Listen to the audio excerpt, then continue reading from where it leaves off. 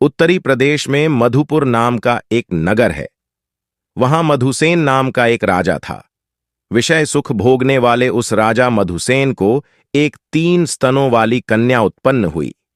3 स्तनों वाली कन्या की उत्पत्ति सुनकर राजा ने कंचुकियों से कहा, भाई, यह त्रिस्तनी कन्या को दूर जंगल में ले जाकर छोड़ दो, कोई जानने भी न पाए।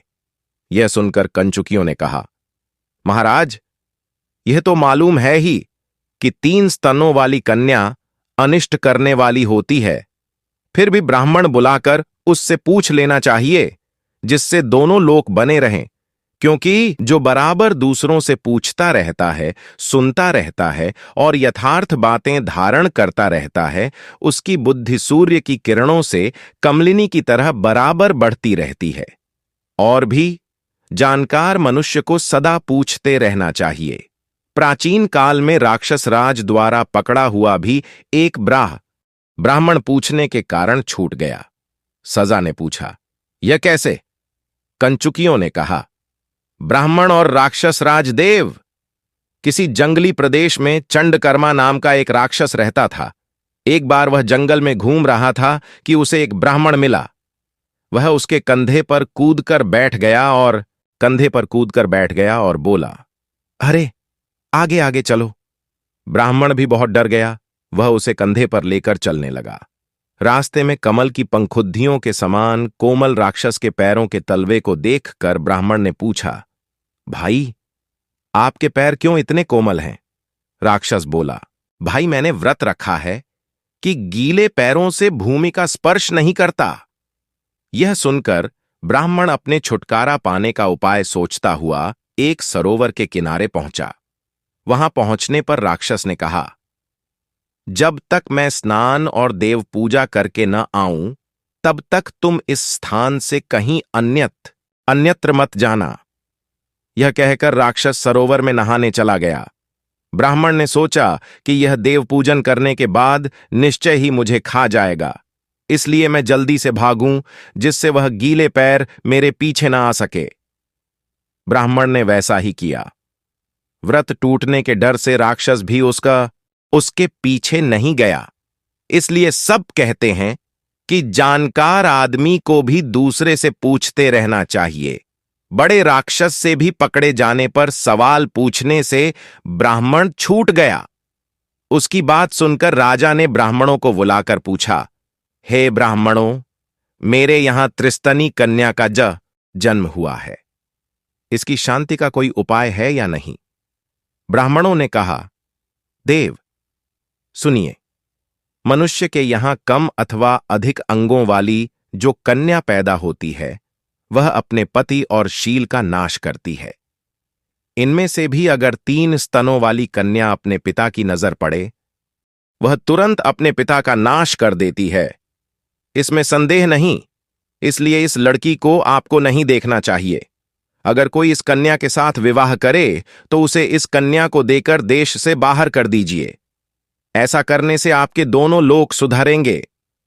उनकी यह बात सुनकर राजा ने डंके की चोट पर मुनादी करा दी, लोगों, इस त्रिस्तनी कन्या के साथ जो कोई ब्याह करेगा, उसे 1,00,000 सुवर्ण मुद्रा उसी समय मिलेगा और उसे देश भी छोड़ना पड़ेगा। मुनादी किए हुए बहुत दिन बीत गए, फिर भी उस कन्या को लेने को कोई तैयार न हुआ। वह जवान होने तक छिपे स्थान में रहकर यत्नपूर्वक पल पुस कर बढ़ने लगी। उसी नगर में कोई अंधा रहता था। उसका मंत्रक नाम का एक कुबड़ा आगे लकड़ी पकड़ने वाला था। उन दोनों ने डुग्गी सुनकर आपस में विचार किया, भाग्यवश कन्या मिलती हो तो हमें डुग्गी रोकनी चाहिए, जिससे सोना मिले जो और उसके मिलने से हमारी जिंदगी सुख से कटे। उस कन्या के दोष से कहीं मैं मर गया तो भी दरिद्रता से पैदा हुई उस तकलीफ से छुटकारा मिल जाएगा। कहाँ है कि लज्जा, स्नेह, वाणी की मिठास, बुद्धि, जवानी, स्त्रियों का साथ, अपनों का प्यार, दुख की हानि, विलास, धर्म, तंदुरुस्ती, बृहस्पति जैसी बुद्धि, पवित्रता और आचार विचार, ये सब बातें आदमियों का पेट रूपी गढ़ा जब अन्न से भरा होता है तभी संभव है। यह कहकर उस अंधे ने मुनादी करने वाले को रोक दिया और कहा, मैं उस राजकन्या से विवाह करूंगा यदि राजा मुझे उस देव। किसी अंधे ने मुनादी रोक दी है, इस बारे में क्या करना चाहिए? राजा ने कहा, अंधा हो, बहरा हो, कोढ़ी हो या चांडाल हो, कोई भी हो, यदि वह राजकन्या लेना चाहता है, वो उसे 1,00,000 सुवर्ण मुद्रा के साथ देश निकाला दिया जाएगा। राजा ने आज्ञा दे दी।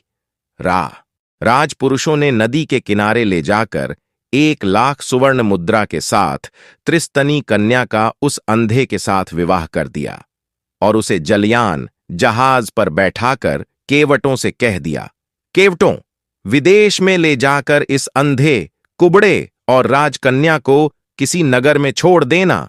केवटों ने वैसा ही किया।